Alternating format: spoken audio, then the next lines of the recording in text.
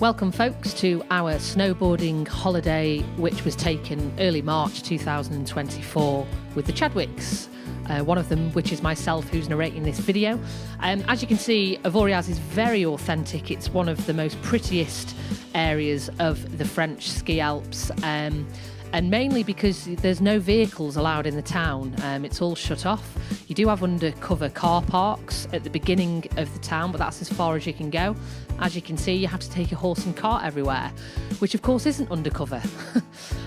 We got to our Airbnb apartment, which we booked online, which was a reasonable price, and look at the views. They were fantastic.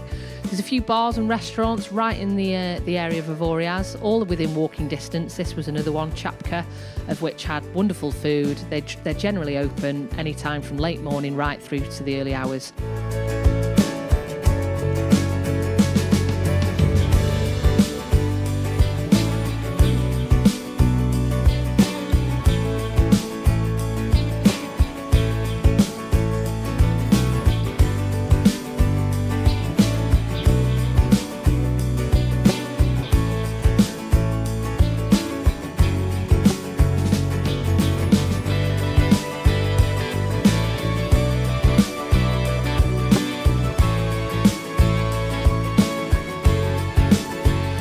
With my wife Lisa there, this is her third snowboarding trip. She is self-taught, and she did have a few lessons beforehand, but this definitely was a resort from the get-go that Lisa in particular, as a kind of beginner going on to intermediate boarder, loved. Plenty of blue runs, some gorgeous tree line runs. Lisa really was in her element on this trip, and it also helped to further enhance the skills because the runs were nice and wide. It wasn't overly packed on the mountain, probably with it being March, but yeah, it was great. We stopped, there's plenty of restaurants and bars on piste, and the prices weren't too bad considering. We went to Val Thorens the year before, and the prices were a lot more expensive on the piste than they were in Avoriaz.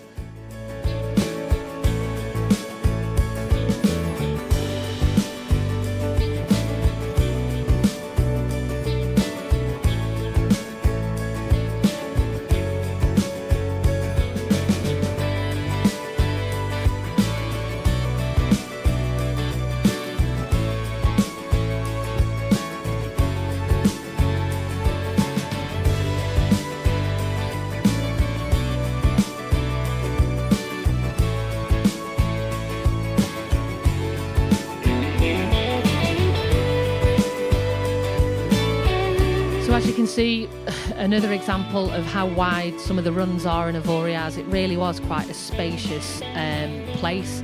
Of course, you can go over the back of Avoriaz and visit the Swiss Alps, and you can do this with your pass. There's also other accessible areas if you choose the Port du Soleil lift pass, which doesn't just take you across the whole of Avoriaz, but it takes you over to Châtel, which when the snow is good, it's amazing. You can also do parts of Morzine as well as Leger, which also looks amazing as well. So there's lots and lots to choose from.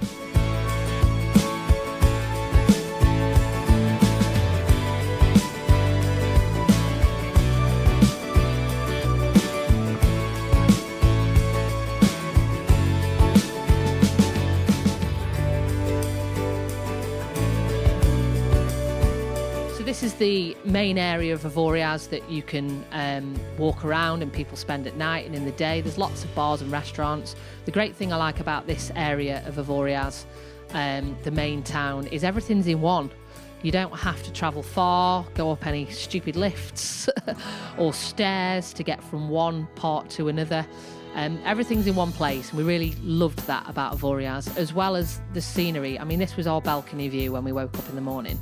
You can't get any better than that in the French Alps. It was just unbelievable.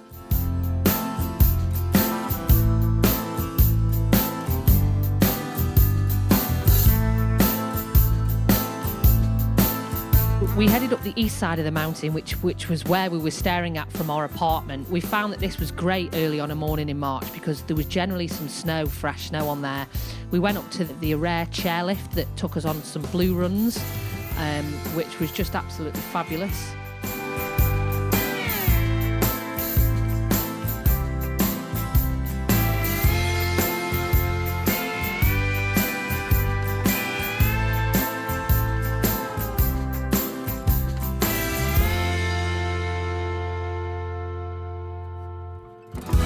And then we went all the way down. We took a blue run all the way down to Super Morzine, which was before you got to Morzine. But as you can see, it was really patchy the further on down we went.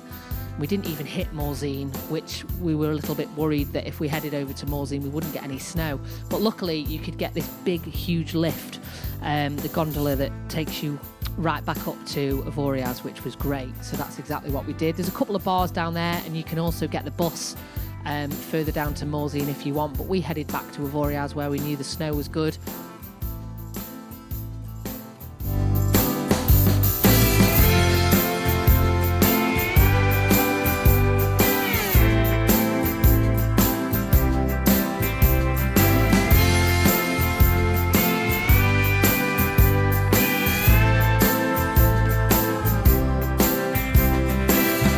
Fantastic place to go, and look at the views. The views were beautiful. I honestly do believe that Avoriaz is by far one of the most stunning areas of the whole of the French Alps, and we've been to a few places. Lisa particularly loved Avoriaz because she said in terms of her skill level, it was perfect for that turning beginner into kind of intermediate level, where you're linking your turns, which is what she's doing now, on a wide blue run, so you know that no one's going to come flying past you and there's not much room.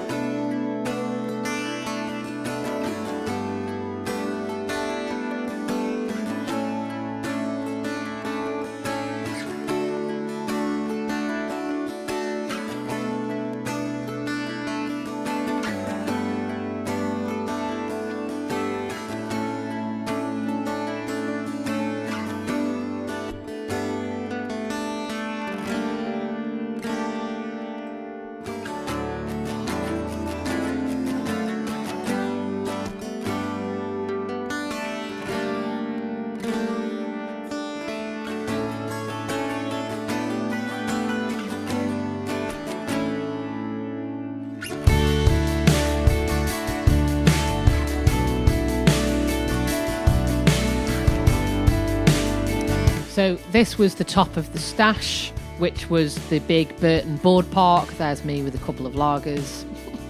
And there was a few nice cocktail bars as well. This in particular was the La Cabane, which was quite expensive, one of the most expensive. You can see it right there. It's just behind the outdoor ice rink. But it was very nice to have a cocktail, and then here's all the bars and shops. There was plenty to do, there really was. So if the snow wasn't great, it was a bit slushy, or you wanted a rest day, there is lots to do here in Avoriaz.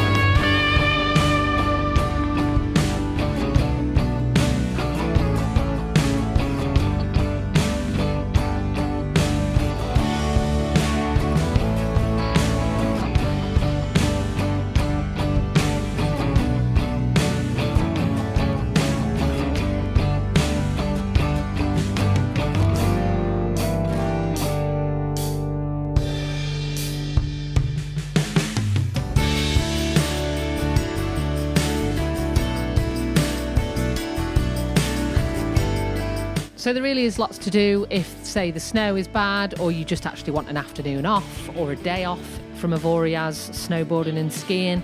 There's bowling, there's a spa, there's a water park, which we didn't see or visit. There's bars, there's places with pool tables in. There's lots of things to do in Avoriaz that, you know, if you're tired, you can do.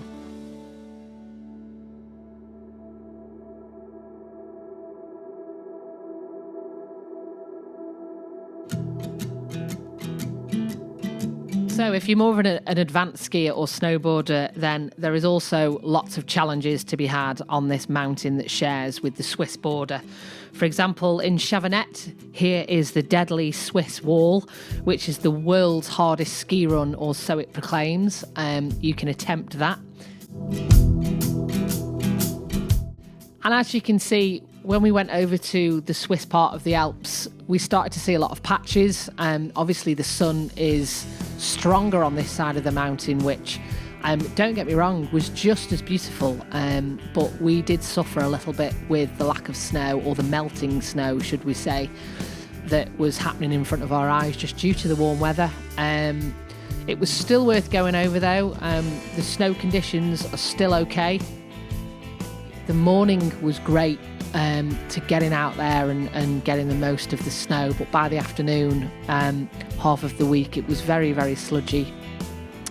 And we didn't end up going into certain places because it was just too patchy in parts. But I can imagine coming here in a good part of the season where you're guaranteed a lot of snow. I think this place is unbeatable. I really do.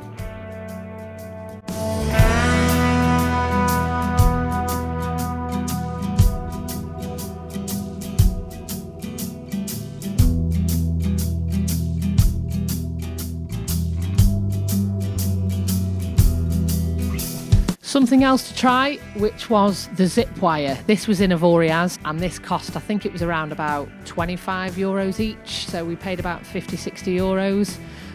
You can go on it together, but you have to weigh a certain weight. Otherwise, you then have to go on your own, which is what happened with me and Lisa. And, you know, I wouldn't say Lisa's about 10 stone and I'm about 11. But even so, we managed to film a little bit of the footage here, and it was a truly great experience. Well worth doing if you want to spend some money on, you know, creating some memories and, you know, risking your life a little bit.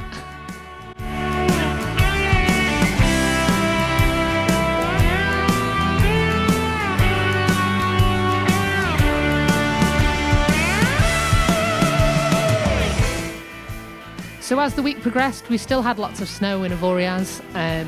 It was just a lot bumpier and a bit challenging here and there, which is always good. But yeah, the mornings were still good to go and board. And this was one of our favourite tree runs. If you're a fan of tree line runs, then you will love Avoriaz. It has lots of them and extremely picturesque runs. Again, quite wide, solid runs as well. This was one of our favourite blue runs.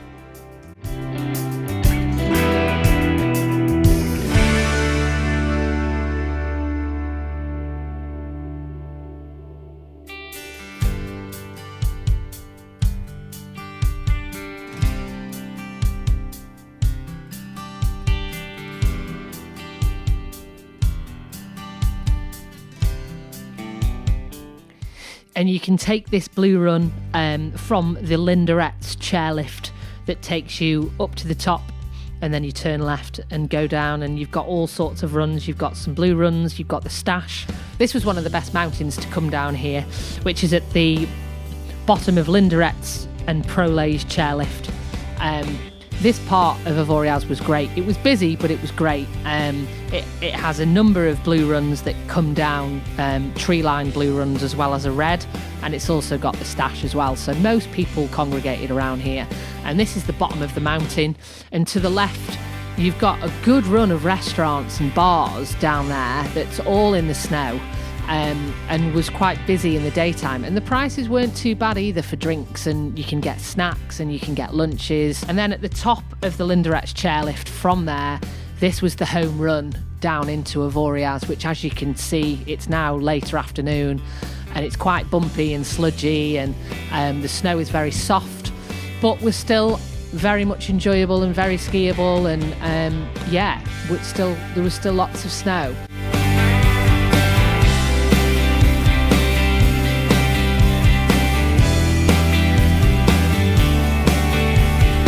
You can actually ski through the town if you gathered up enough speed. But then here was all the après bars, the amazing Le Folie Douche, along with Yeti Bar, which is next door to it as well.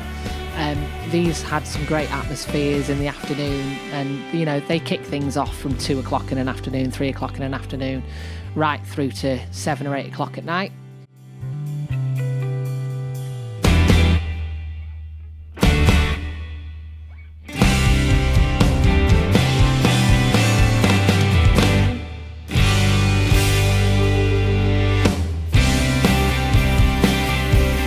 This was a great restaurant that we went to on a couple of occasions. They did some amazing cheese fondue, and whilst you were waiting for your table, you could have some drinks and have a game of pool.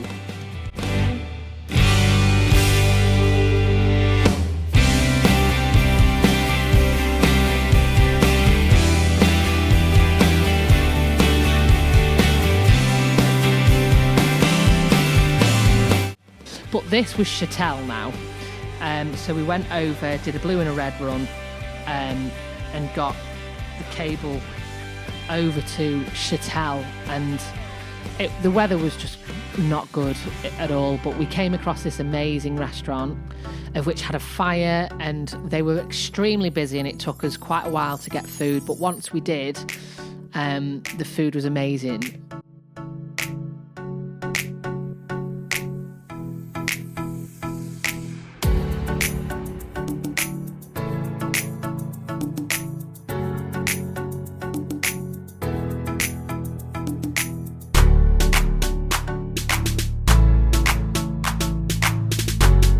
And we eventually make our way back to Avoriaz from here, which was, you know, it was probably a good hour and a half to get back from Chatel. So you really do have to plan your day around travelling across the mountain, because, you know, sometimes you have to take buses and things like that to get to certain areas, depending on how good the snow is.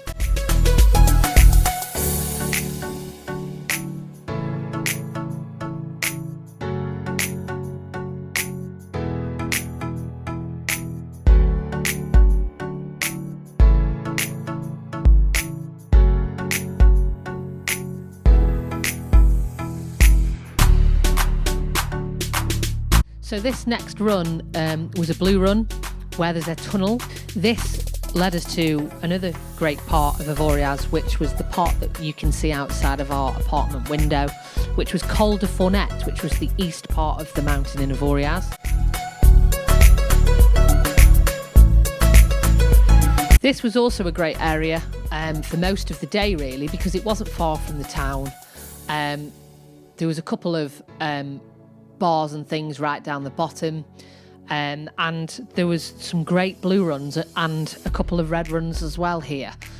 Definitely worth checking out, definitely worth getting first lifts in the morning, because we found the snow here was great, and because it was quite high up, it was as if it snowed at the top. All of the chairlifts were all accessible, comfy and good across the whole of Avoriaz. Generally, the chairlift started from about 8:45 in the morning.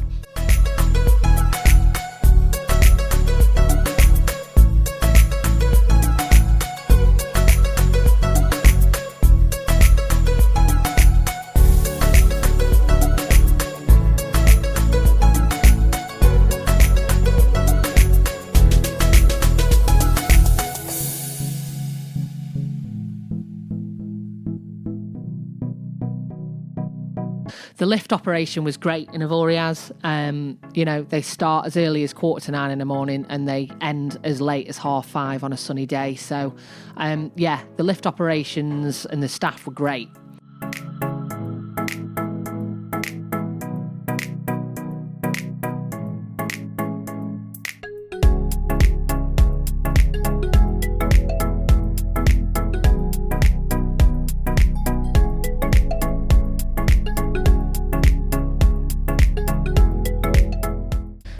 So this is coming down one of my favourite runs, which was the Blandshot run, which was the blue run from the same area.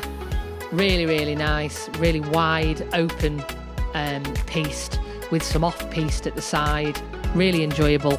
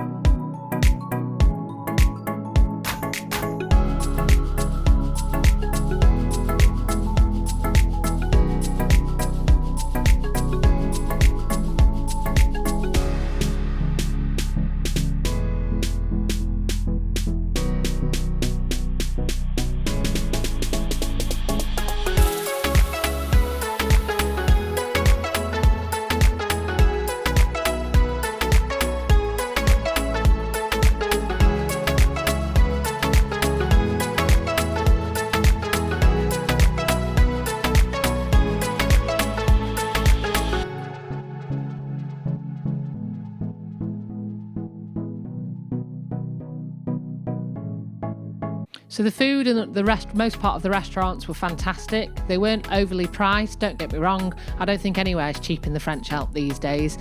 But this area as a whole, Avoriaz was a lot better priced, on-piste and off-piste as well. And it was all in one, which again, I've mentioned, but it was great because you could walk around at night, you could check out a few bars. It wasn't too overly loud at night, so if you've got kids or if you're facing the town from a hotel, you shouldn't find that it's too loud and leery at that time of night, even though the bars are open till late.